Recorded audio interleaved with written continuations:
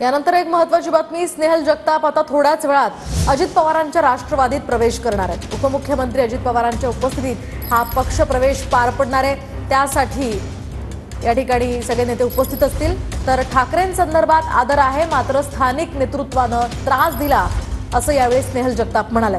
स्नेहल जगताप ठाकरेंच्या शिवसेनेच्या महाडमधल्या नेते आहेत आणि ते आता ठाकरेंच्या शिवसेनेतनं अजित पवारांच्या राष्ट्रवादीत प्रवेश करत आहेत। आपल्यासोबत स्नेहल जगताप ताई आहेत। ताई, ठाकरे गटाकडनं तुम्ही महाड पोलादपूर विधानसभा निवडणूक आत्ताची नुकतीच लढली, त्याच्यामध्ये भरतशेठ गोगावले जिंकले, तुमचा पराभव झाला। परंतु आता लगेच निवडणुकीच्या काही कालावधीनंतर 3 महिन्यानंतरच तुम्ही पुन्हा एकदा महायुतीमध्ये सामील होतात, राष्ट्रवादी काँग्रेस पक्षामध्ये जातात। निर्णय हा का घेतला जातोय असा सगळीकडनं प्रश्न उपस्थित होतो।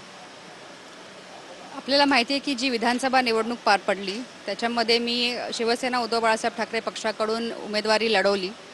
ती विधानसभा निवडणूक लढवत असताना ज्या 92,000 लोकांनी माझ्यावरती विश्वास दाखवला, त्या विश्वासाला डोळ्यासमोर ठेवून, विकासात्मक दृष्टिकोन डोळ्यासमोर ठेवून माझ्या मतदारसंघाला पुन्हा एकदा प्रगतीपथावरती आणण्याच्या माध्यमातून घेतला गेलेला हा निर्णय असणार आहे। खरं तर पक्ष सोडण्याचं कारण काय? ठाकरे गट आणि असं काही नाही, कम्युनिकेशन साधला नाही का निवडणुकीनंतर? आहे ना, आम्ही साहेबांच्या कायम टचमध्ये होतोच आणि पक्ष नेतृत्वावरती कुठल्याही प्रकारची नाराजी नाही, त्यांच्याबद्दल नितांत प्रेम आदर आहे आणि कायम राहणार आहे।